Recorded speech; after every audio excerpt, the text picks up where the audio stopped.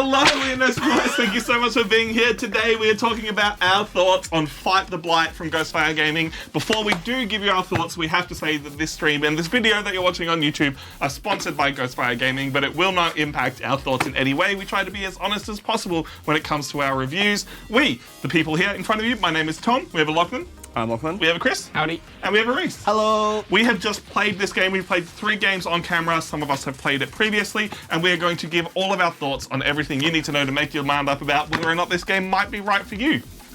Our final thoughts in this game will be putting it on our Nerds of the West ranking list. We rank every single game that we play here at Nerds of the West, not based on if one game is better than another, because how can you compare a light 15-minute to half an hour take that game to a 3-hour deck building worker placement extravaganza? I don't know, but I'm going to try. But we're going to try. We rank things based on what would we rather play if given the opportunity. So, we are going to start where I like to always do, with the art.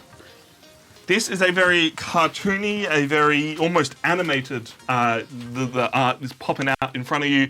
The box art is where I like to start. The box art is basic, but I think fairly eye-grabbing. Yeah, look, Oh, we can't. Yeah. There we go. Close enough. That's about it. I was going to say put it on here and then do the top down. Top down. That's what... It doesn't really. Zoom in, Tom. Yeah. What if you Yeah, now we do the green could. screen when there's no blue? It's cute. It's fun. It's bright I like it. and dark. It's contrasty. It'll grab your eye, but it's basic. What are your thoughts, Reese? See, I don't agree. I think it's one of those games that if I wasn't specifically looking for this, I don't think it would grab me. That's, based on the box art, right? I think it's like just one of those games, you see it on a shelf with like a bunch of other games and you just sort of like, oh yeah, cool, alright. And then you'd move on to... I think if I was... Yeah, that's... I think it's punchy. It's got zombies. I mean, it ticks 2 of the boxes out. Like, if it was up against other things, then you'd be up against fantasy or other things. Yeah. For me, I'm like, yeah, give it to me. Hit me up. Done thing, so it can be stuck I on the dig it. side. Yeah. Small form factor, love it. I like all the different character art. Like, there's a distinct set of styles. I do like the art in the box, right? Once you get into the box, I do really like the art, especially in the expansion cards. Like, Yeah. I think They've got some real theme to them. yeah. So I think the base cards look a little basic, but like when The base cards are fairly generic zombie. but But there's nothing wrong with them. Yeah, there's nothing wrong with them. Like, but yeah, I think the expansion cards is what really pops it. Yeah. That's what really grabs me when I'm looking at them. The cards are all laid out really nicely as well. Yeah. Like, it feels weird to say, but it's really easy to get wrong, like text and card names. Like, stuff can be cluttered and too much. This is Yeah. like, here's smart, here's a card name, here's the ability, skulls. Yeah. Done, over. I like it. Especially for games that have a lot of abilities and you have to read a lot. This is very straightforward. I never had problems reading any of the abilities. Like, everything made sense when you read the card. Yep. There was questions on how stuff was ordered, but that's kind of like, that's where some of the fun comes from. Yeah. Is figuring out what right way. And the game does say, whoever's turn it is gets to decide how things are ordered. Yeah. It's good that was like clearly outlined so that there was no confusion, really.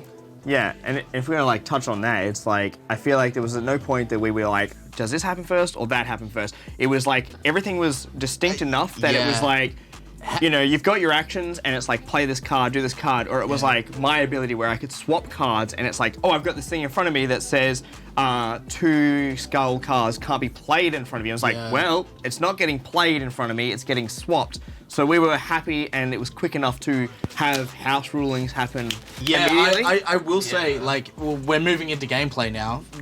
Any more comments on art? No. All right. How many, like, of these types of party card games have we played? And then we have a moment where it's like, oh, how's this result? Right? Like, Yeah. I've had that. Smash Up. Yeah.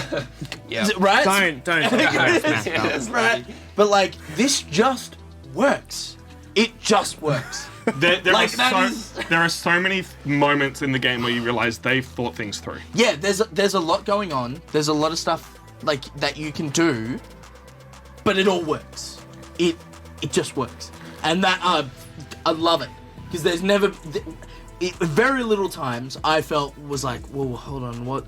What's the poster contradicts sequence? and like they at this point they have not gotten to the point where they have just made the effects and not thought about how it interacts with the rest of the game. Well, I think that's a really good point because the effects all lead into the gameplay loop of you need to kill people to win, but you need to kill people to come back to life. Yeah. This game, with all its effects and the way it interacts, because there's the cards that you play, there's the festering cards when you kill someone, there's all your player abilities, it could very easily get lost. But it all comes back to you need to kill someone or you need to kill someone to come back to life. Yeah. And this is a take that game with a lot of effects, and it fixes the main issue with take that games, which is either you get killed and you're knocked out of the game early, or there's king making. Yeah. And it takes both of those things and goes, all right, if you're going to king make for a reason. Yeah. King make to bring yourself back to life Yeah. and win the game. King make to keep yourself in the game, not to king make and make someone else win. Yeah. Because the instant you kill someone and you come back to life as being a zombie, all your red cards are gone and you're suddenly in a very good position to win the game again.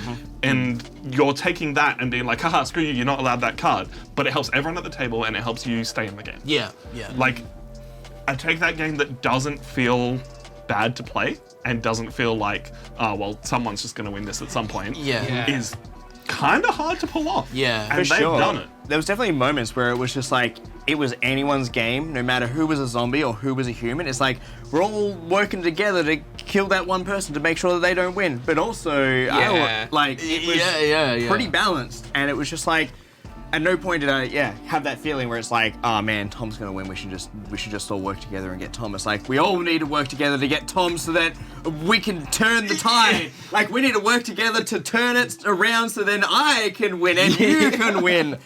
I think there was one moment where that happened, and it's because Chris just happened to be player order matters so much in this game, and because of that, player number matters so much in this game.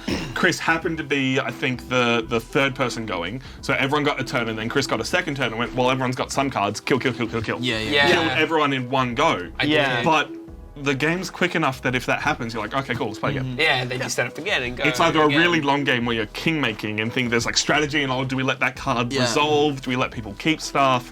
Or it's a, I killed you. All right, go again. Yeah.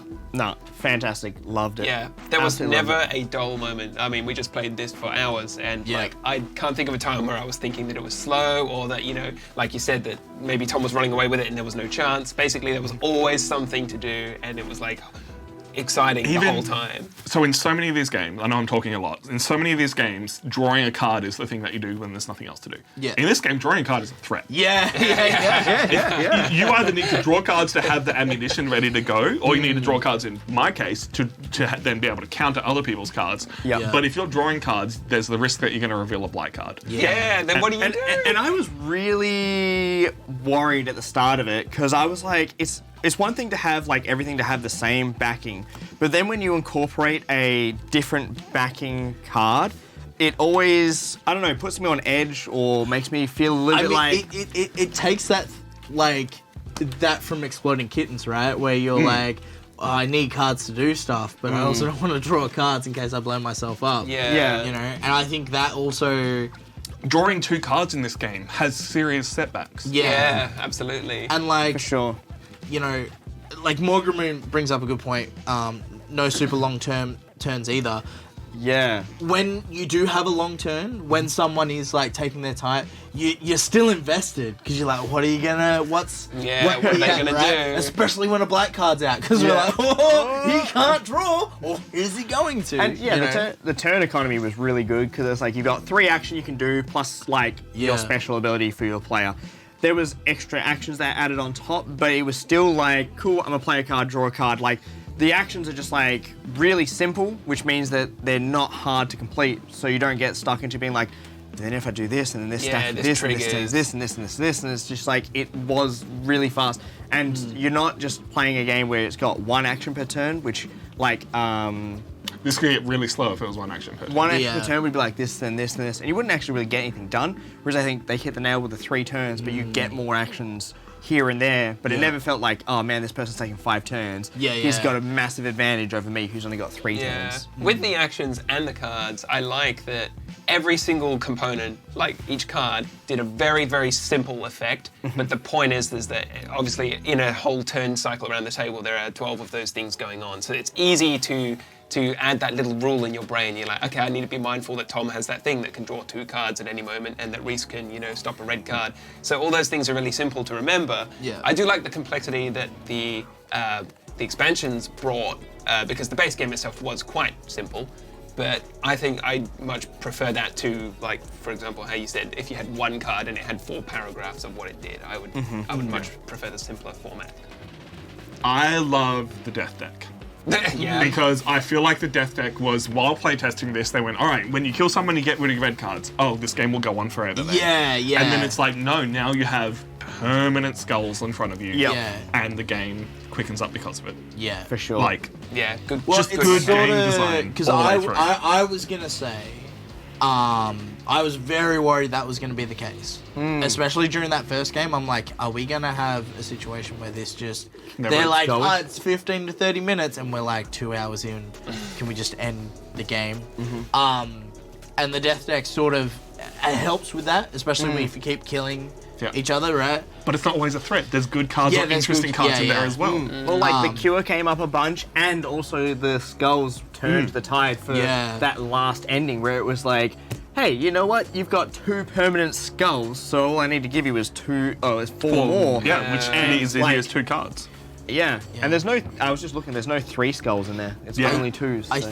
think my only major criticism for this game is I feel like some of the character powers are a little overpowered. I was going to say underpowered for some of them as well. Some of them are There underpowered there as is well. a massive range, and I think what that comes down to is the game can be over really quickly. And you can Yeah. And I think that's also something that's very hard to keep in mind in this sort of game, especially if either- they're going to release more expansions and stuff for it. You either balance everything or you go, here's a bunch, different powers, different ways Yeah. to play, have fun. Just throw them together, have fun. But I think Yeah. if it's like 15 to 30 minutes, just all right, that was overpowered. Let's swap players. Yeah, swap, go again. we'll swap characters. I think the balance, it's like, yeah, the characters definitely, there were some characters that had stronger powers than others, but yeah, the game is so quick that it didn't matter. And like we chose which one we did the get 2, pick 1, which is a good way of going, this is cool, or I want to try doing this. And I mean, there is going to be, you're going to find a sweet spot as well. We can go, you know what, these characters suck, we'll just use these other ones. And then you can make something really interesting, because I think if you play it enough, you could be like, cool, we'll get the bounty hunter, we'll get the trickster, we'll get the hero, and we'll get the engineer, and we'll have like a really interesting game because we know what's going to work. I think the one thing I would like to have seen more is that Chris's ability was to get people to draw a card. I would have liked to have seen more forced drawing of players. They did exist. There were blue cards that I had that I didn't get to play. Okay. Right. Okay. Yeah. That was like make a player Interesting, draw a to card. force other people to draw the card that is like impending doom for you. You can escape it. So here's one, Radiance. Choose a player. Choose a player, they draw a card for each red card in front of them. If a Blight card is drawn this way, it's not good. I was saying, I had discard your whole hand and draw that many cards. Bro, Like, in fact, steal a card from a player for each red card in front of you. So it was just like, I have 5 red cards, I'm going to steal 5 cards. Steal, from you. yeah. That was- I saw that one. Yeah. But I think those are like so few and far, so it's that way, it's like, they're not just coming up all the time, otherwise it would just be like this massive pendulum swing. So... super simple gameplay, but with some serious depth to it. Easy enough to add extra expansions in the future. I really want to try this out with 2 players, 3 players, I wanna try it with 6. and 6 players. I think 6 players would Because 6, I forgot the rule book, I believe 6 is 5 skulls worth Yeah, in front of you. what's the skull? So 2 players, you need to kill someone twice. You kill them, get rid of all their red cards, and then kill them again. Which is a really interesting way to play because they can kill you and come back to life. So 2 players is 6 skulls, and you kill them twice. 3 players is 7 skulls, 4 is 6, 5 is 6, and 6 is 5. Yeah. So 5, I think, would be really easy, but I guess you obviously have to reduce the amount of skulls because there's more players, so therefore you're going to have a lot more zombies at the table. So You know what this is? This is a really good warm-up game. Yeah. This is a good. We're coming together for board game night. We're going to start something simple. That was going to be my one criticism of it. Is it says 15 to 30. I think 15 to 45 is closer. Yeah. And 15 to 45 is quite a large range. If you want a 15-minute game, it's entirely possible this won't be that. So it can be a really nice warm-up and get you into things because it can be a little bit longer, it can be more involved. If you want a game that's just in between other games, there's no guarantee that this is it. It is fun, it is great to play, there's no guarantee it's going to be over in 15 minutes. Yeah, fair enough. Yeah. Which for me means when I'm ranking it, puts it in an interesting spot. Sure. Because Libertalia, I know is going to take about 45 minutes to play. I can nail that in. I think I would have more fun playing this as a quick game than I would Libertalia. Yeah. But would I want to play this as often is a hard choice. I personally prefer Libertalia, but it's real close. So you're just about Just there below Libertalia. by a sliver. I would put this over Lost Ruins of Arnak with the Expedition Leaders, just because I know that's a much longer game that's much more involved and I'd need the right people to play it with.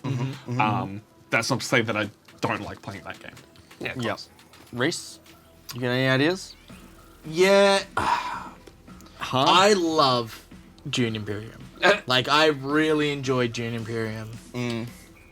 But I'm like...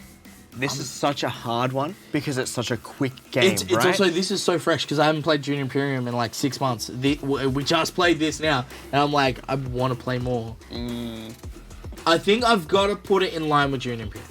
Yeah. Oh That's, my god. Yeah, I've got to put it in line with this. Going just way higher because, than I thought it was going to. I really love playing this, and I really want to play again. I really want to play again. Dune Imperium, I think the next time I play that, I've got to play it with the expansion. That's like... Hopefully we can get our hands on the second expansion as well. Because like, that's the thing, is this, I just want to... This doesn't need anything extra at the moment to play it again. Dune Imperium, I've played a lot, and I do need to play with the expansion to sort of bring something out of it. Yeah. One thing we didn't say as well, it goes back to me saying Lost Ruins you need to play with the right people. I reckon you play this with anyone. Yes. For sure, Like, for sure. Easy to understand. This is Incredible. we're at a party, there's 6 people sitting around doing nothing, bust this out, let's play. Yeah, it's Like- like you've got a stack of games, and it's like, what do you guys want to play? Oh, I don't know. It's like, all right, that's it. We're playing this. Yeah. Like, let's get us started. Get the ball rolling. Easy to teach. Straight in. Kai's got to learn Doom, and he's going to be a while, pull this out. Yeah. And Chris, a game you thoughts? can play a couple rounds. I agree with what has been said here. I think it's very, very highly ranked. I would prefer to play this than Libertalia, despite having loved Libertalia very dearly. What is happening? But I just can't say a bad word about Fight the Blight. It's very, very fun. All the upsides of being able to pull it out and get everyone engaged for a board game night. You can teach and learn this game very, very easily. I mean, perhaps there are some flaws here and there, but It's everything you want in a It's take-back excellent. game. Yeah, I would absolutely put it just above. Yeah, Libertalia. it's also a take that game that I really like. I'm not usually into take that games. Take that is like such a dirty word in the board game community. Yeah, because it's And a feel bad. yeah. But this But no. game doesn't feel bad at all because you can always bring And it back. I lost 2 of the games that I had within my reach. Within your grasp. Was it within my grasp? And you but I lost them to me still- both times? How does that feel? You guys weren't paying enough attention. Sorry. dude. Well, especially that last one. I'm like, nah. Anyway, watch the playthrough video to see everything we're talking about. That was God damn. Lachlan? Yeah, like this is the first game that we've played on our list this year that is a quick, easy game. Besides like Last Message, everything else has got like quite a drastic amount of setup. And like I said, take that. Normally not really my jam, but the fact that you don't get eliminated when you are turned into a zombie is like one of the best features of this game. It is a hard one. I enjoyed the hell out of this, and I enjoyed it a lot more than I thought I was going to enjoy it. I will say, at no point when I was turned into a zombie, I was like, Damn. oh, the game's over. Like, Yeah. even though you're still part of it, it's like everyone still has that shot. Yeah. It's not like, I'm so far. I have so many red cards that I can't come back. No, because all I got to do is kill the guy with the chalice. Yeah. And then I'm like, well, they're all Because then, gone. like, 3 things happen. Firstly, you become qualified to win the game again. Yeah. Secondly, you've literally eliminated a player, which you need to do 2 more times. Yeah. And thirdly, all of your red cards go. So, like, within 1 turn, as a zombie, you can immediately put yourself in a great position to win a game. So you're always like, oh, I'm keen to see what my next turn brings. I would say the best way to describe this game is it's a combination of Muffin Time and Exploding Kittens together. And it fixes the problems with And exploding it, like, kittens. Yeah.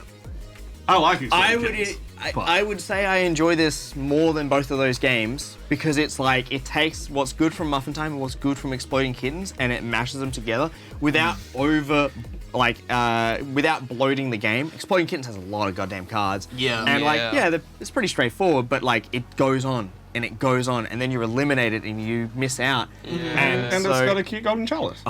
That's true. So good. It does have the golden Component chalice. quality. It's good component quality. All right, I put it just below Libertalia. What are you thinking? What do you put it, Reese? I put it in line with Dune Imperium. Chris, above Libertalia? Just above Libertalia. It's above Libertalia. All right, there it goes on the board. Second place, basically. Bruh. So Also- that's also. I was just going to say, I'm just I'm thinking gonna of say final how easy this is going to be to show off to the other nerds when Yeah. it comes to the end of the year. Just be like, yeah, we got like half hour.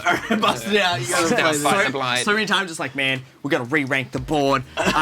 We gotta bust out a 4-hour game Yeah, of yeah. Dune Imperium so you can rank it. yeah. Or you got 4 hours? Yeah, mate? yeah. All right, we played Twilight Imperium this year. Sit down, strap in. One go. day we will play it. Hey, if you enjoy this kind of board game content, we're live every single week on twitch.tv/nerds of the West. You can come and check it out. You can come hang out with us. Otherwise, there'll be more content on YouTube in the future. Link for this game is down below. You can check it out, and we will catch you next time. Bye-bye. Bye.